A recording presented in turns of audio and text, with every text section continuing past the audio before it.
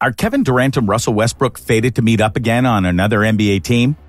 At one point in NBA history, many people would have likely screamed at their television and told NBA analysts that the future was the Oklahoma City Thunder, headlined by Durant and Westbrook. They were two top-tier players who had the ability to do what they wanted on the court and ensured that their team won. They even went to the NBA Finals together. But history has a way of subverting expectations, and the two had a major falling out that is still felt to this day. So why is it that some people think that the two are destined to reunite on a team, even though that's very unlikely? OG reunion? Ever since the Kevin Durant trade saga began, NBA fans and pundits have been buzzing in the offseason. With arguably one of the biggest names in basketball demanding a trade, the community has been scouring through for trade ideas for the forward. While the trade rumors have only grown louder by the day, despite weeks passing by after KD's trade demands, the Nets haven't moved an inch. Ever since the offseason saw the trade of Rudy Gobert, Durant trade stock has skyrocketed. This has only led to offers by multiple contenders being rejected. Given how Brooklyn has not budged and has improved their roster, predicting KD's future with the Nets might be a coin flip. Recently, ESPN's Tim McCann had a rather interesting comment on NBA Today. The insider revealed that the Nets being interested in replacing Kyrie Irving for Russell Westbrook if Durant stays is simply impossible, and that we surely won't see the duo of Russ and KD playing together anytime soon. Anything is possible except for a KD-Russ reunion. That seems like a pretty definitive statement from the man, wouldn't you say? While KD did play with Russ back in the day on the Oklahoma City Thunder, the two could never find any significant success with each other. Despite being at the peak of their powers in one way or the other, the duo never fulfilled their promise. Not to forget, things got pretty messy between the two when Durant decided to leave the Thunder and join the Golden State Warriors instead. While Westbrook would eventually leave the Thunder, things never got better for him overall. He got individual accolades, but could never push his teams to the next level, including the most recent team he was on with the Lakers, where he had a disastrous first season with them. Given that Westbrook's trade value is at an all-time low now, and the Nets already have a playmaker like Ben Simmons waiting, pairing up KD with Westbrook might end up in a nightmare. And obviously, the Nets wouldn't do something as bold and stupid as to give the Lakers Kevin Durant, even if they got everything possible in return. They're not that interested in a rebuild after everything they've already invested. As such, both players have to look at their situations and realize they're pretty stuck right now for different reasons. Westbrook's position with the Lakers. The NBA season is drawing ever closer to reality, and Russell Westbrook is still on the Los Angeles Lakers. New head coach Darvin Ham has said all the right things about how he'll get the most out of Westbrook. The Lakers stars have committed to making it work, and a year's experience together should theoretically lead to better results, right? Not exactly. No matter what people in and around the organization may say, there's simply no way the Lakers can begin the 2022-23 season with the 33-year-old on the roster. There's just too much at stake, and too much to lose if they try and move him mid-season when everyone will be able to see what he is and isn't doing.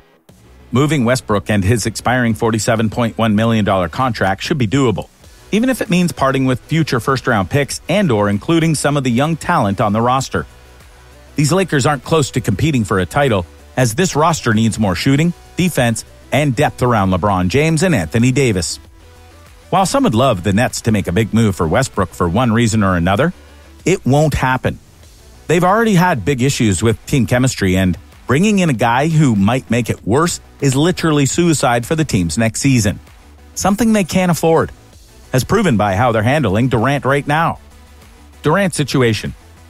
Kevin Durant lost.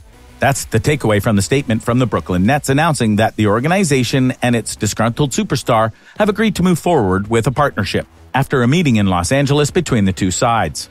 This is the partnership that just a few weeks ago Durant demanded be dissolved so that he could be sent to the team of his choosing. It was a meeting that featured the owner, Joe Tsai, and the two men Durant had demanded be fired if he were to stay, head coach Steve Nash and general manager Sean Marks. Now the would-be divorcees claim they are focusing on basketball with one collective goal in mind: build a lasting franchise to bring a championship to Brooklyn. That's a breathtaking come-down for Durant and a seismic shift from the normal course of things when NBA superstars make demands, no matter how far-fetched they seem at the time. Perhaps two of the most glaring examples of player power run amok were near and dear enough to the Nets that they'd finally had enough for themselves and, perhaps now, in a shift of power in the NBA at large. First, it was James Harden wanting out of Houston, and then, ironically, out of Brooklyn, eventually landing in Philly. And secondly, but connected, it was Ben Simmons refusing to play for the Sixers and heading to Brooklyn, where he still hasn't played a single minute of basketball. Both players got what they wanted. So is nearly every other superstar when unhappy. A list at one time or another that has included Anthony Davis, Chris Paul, Jimmy Butler, Kawhi Leonard, and others. Now, there's a precedent for teams who want to wrestle back some of the upper hand. A move made possible largely by the ham-fisted way KD went about things. Power is a formidable weapon when wielded wisely. For if you don't know how to manage it, you can find it suddenly in someone else's hands. Back when this mess first unfolded in July with Durant's first now-failed ultimatum, we argued that the Nets, for a variety of reasons, should simply tell him no. That's as true now as it was then, but Durant sure made it easy for Brooklyn to do so. This is a world-class player with 4 years left on his contract.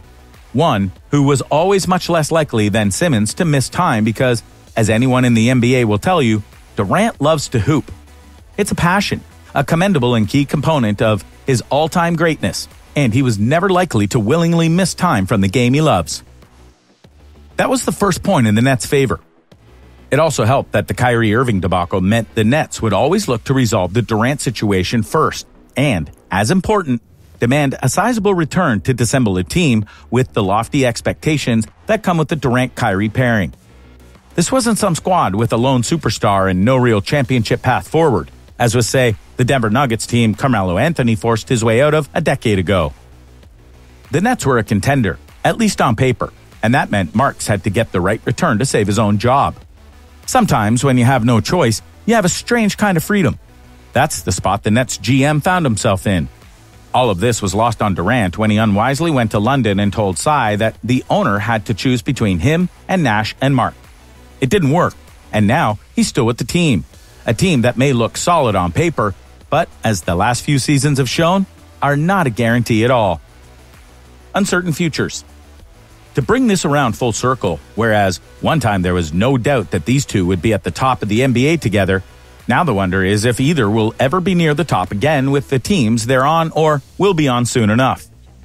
Both Westbrook and Durant have a lot of uncertainty in their NBA futures going forward.